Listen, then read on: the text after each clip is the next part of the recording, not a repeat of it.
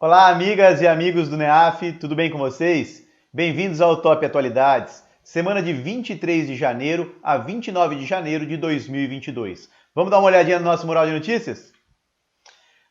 OCDE faz convite oficial para que Brasil negocie entrada na entidade. Bolsonaro falta a depoimento na Polícia Federal. Sérgio Mattarella é reeleito presidente da Itália. São Paulo, população em situação de rua cresce 31% em 2 anos. Olavo de Carvalho morre aos 74 anos.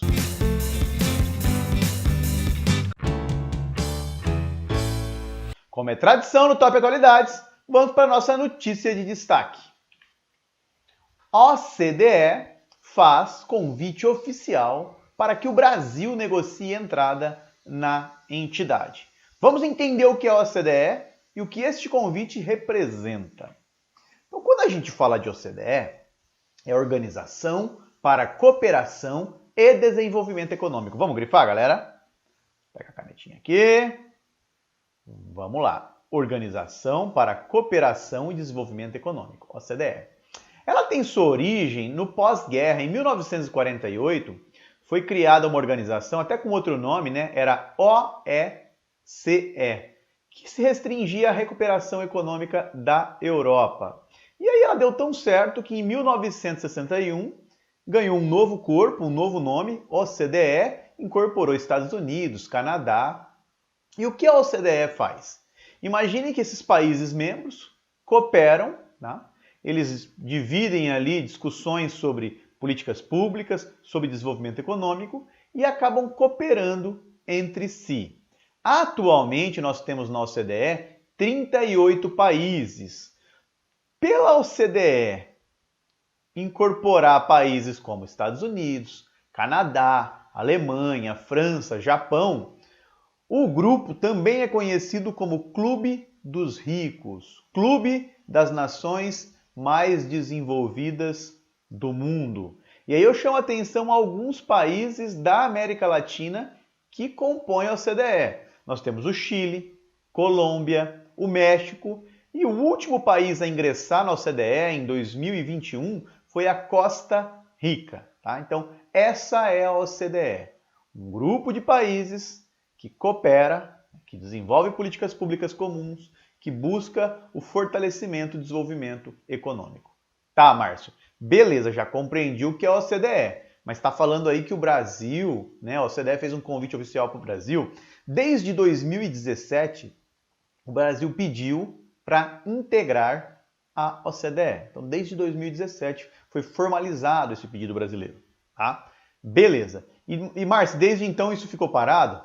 Essas discussões foram avançando e agora, em 2022, a OCDE fez um convite oficial para que o Brasil negocie a sua entrada na entidade como membro efetivo. O Brasil é um membro observador, é um membro parceiro, mas não um integrante aí formal da OCDE. Então, esse é o fato, convite. E aí eu vislumbro a primeira pergunta para a sua prova de atualidades.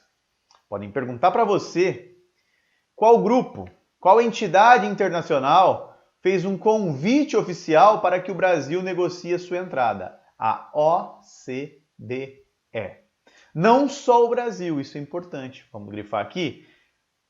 Essa sinalização da OCDE também foi feita para Argentina, Bulgária, Croácia, Peru e Romênia. Essas negociações que se darão agora podem demorar de 2 a 5 anos, uns falam de 2 a 3 anos, mas é um processo lento, não é um processo rápido. O Brasil agora vai começar a costurar, passará por uma avaliação rigorosa, vai precisar promover algumas reformas internas, principalmente na área econômica. Então, tudo isso será um condicionante para ingressar na OCDE. E tem um ponto que a gente não pode deixar de falar. A OCDE, a sede da OCDE, é em Paris, na França.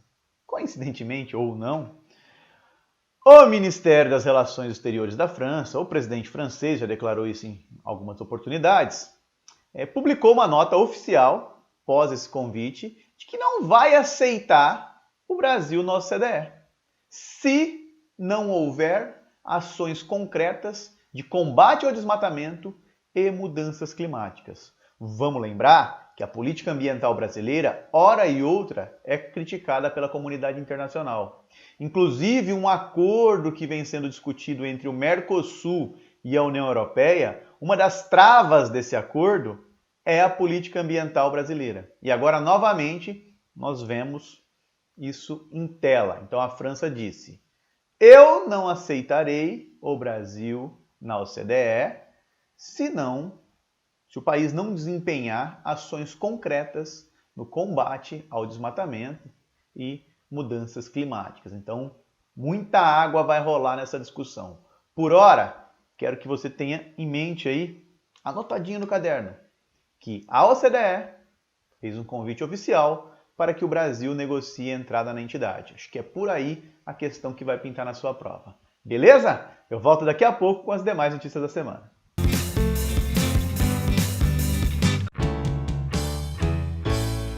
Dando continuidade ao Top Atualidades, eu trago uma questão de política nacional.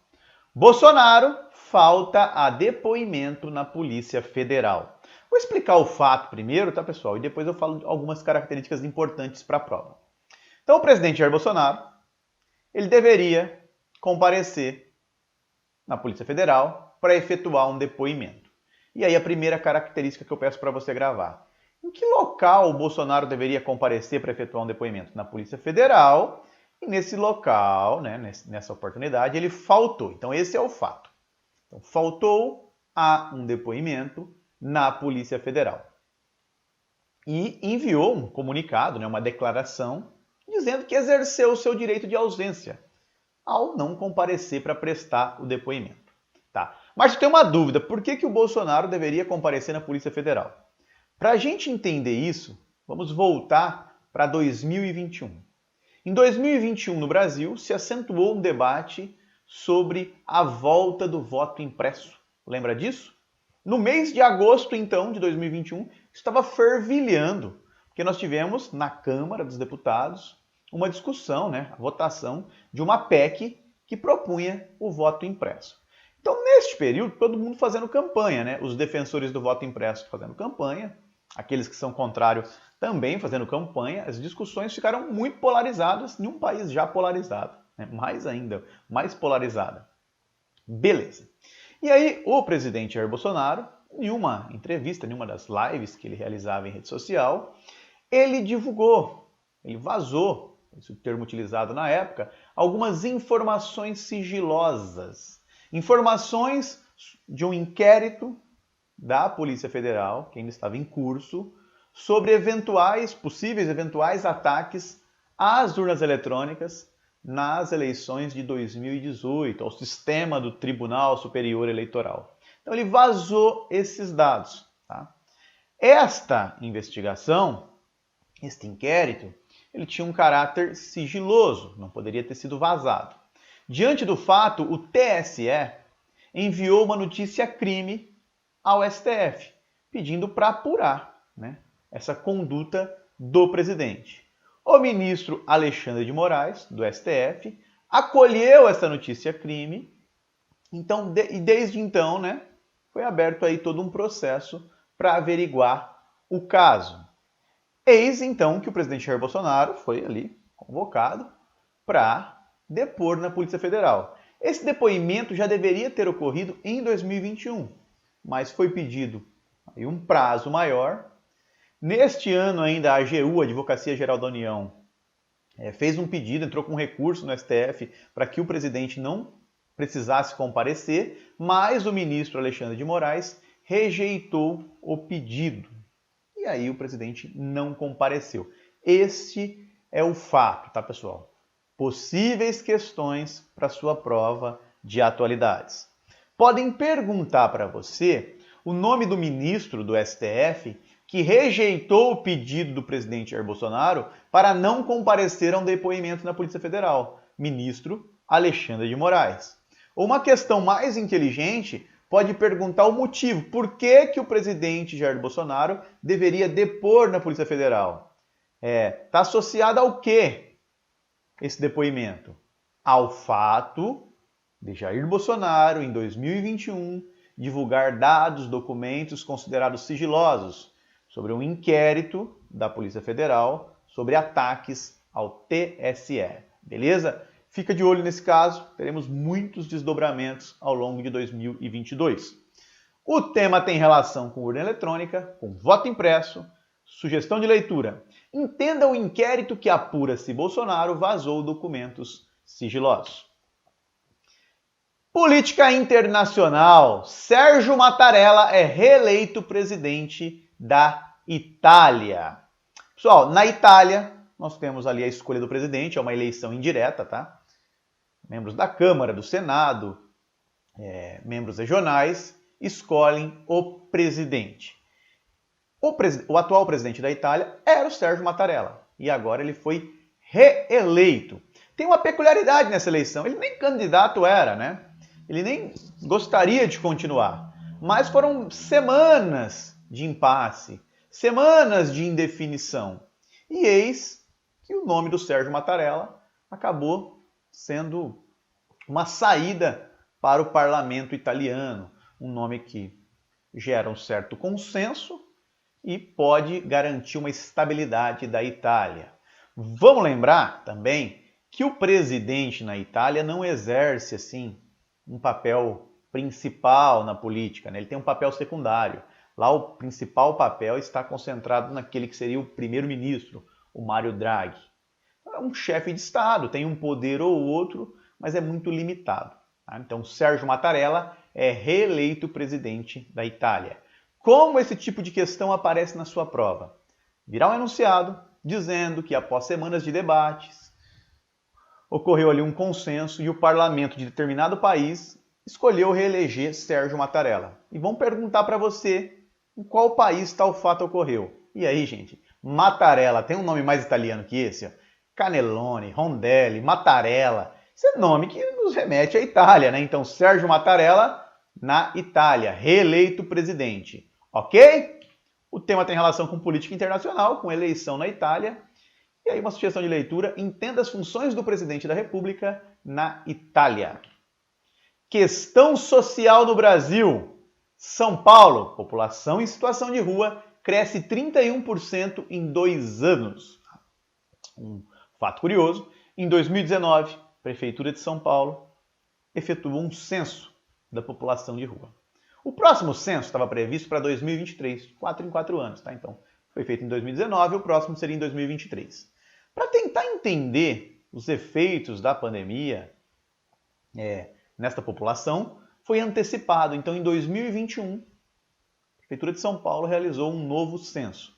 E qual foi a conclusão? E esse ponto é importante a gente anotar. Que a população em situação de rua, na capital do estado, subiu 31%. Então, eu tenho 30% a mais de pessoas em situação de rua. Tá? Pra vocês terem uma ideia, olha o número é muito alto. São 31.884 pessoas vivendo nas ruas de São Paulo. Esse número é maior do que a população de muitas cidades do estado. Tá? E a ideia, então, do censo foi apurar as consequências socioeconômicas da crise sanitária. Se a gente pode tirar algo positivo de antecipar esse censo, é que, de repente, se ele for bem aproveitado, né, pode subsidiar políticas públicas interessantes. Esperamos que isso ocorra. O tema tem relação com déficit habitacional, com desigualdade socioeconômica.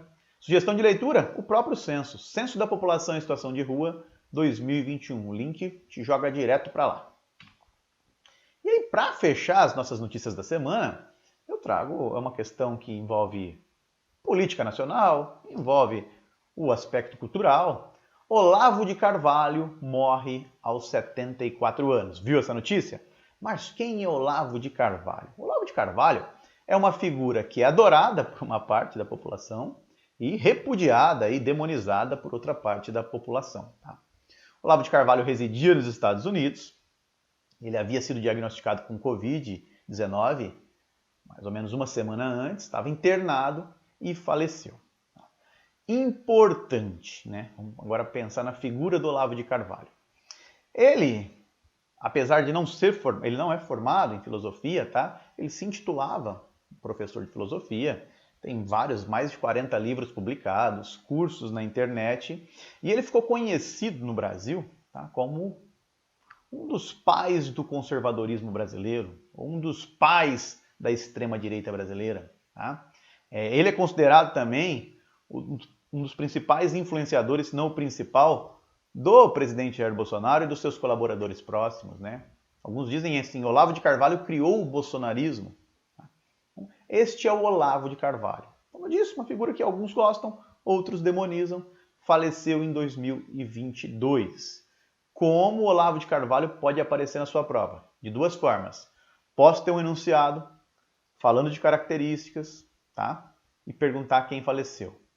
Ou uma segunda opção. Digo que o Olavo de Carvalho morreu no enunciado e aí vou perguntar, né, alguma característica. E deve aparecer aspectos sobre o seu apoio ao conservadorismo ou o seu alinhamento com a extrema-direita. Beleza? O tema tem relação com política nacional, com conservadorismo. Sugestão de leitura: quem foi Olavo de Carvalho, considerado guru do bolsonarismo? Volto daqui a pouco com o nosso desafio da semana.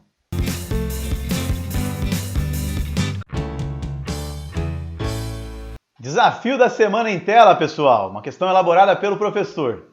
O Exército disse que assumiu o controle do país nesta segunda-feira, dia 24, depondo o presidente Roch Kabore, dissolvendo o governo e o parlamento, suspendendo a Constituição e fechando as fronteiras do país. Então, uma notícia do dia 25 de janeiro de 2022. O que aconteceu? Exército assume controle do país. Depõe o presidente, Roch Kabore. Dissolve o governo, dissolve o parlamento, suspende a Constituição, fecha a fronteira do país. A questão quer saber de você, o local do fato. O referido golpe ocorreu? Alternativa A, Sudão. Alternativa B, Mianmar. Alternativa C, no Mali. D, Burkina Faso. Ou E, na Etiópia. O que você assinalou?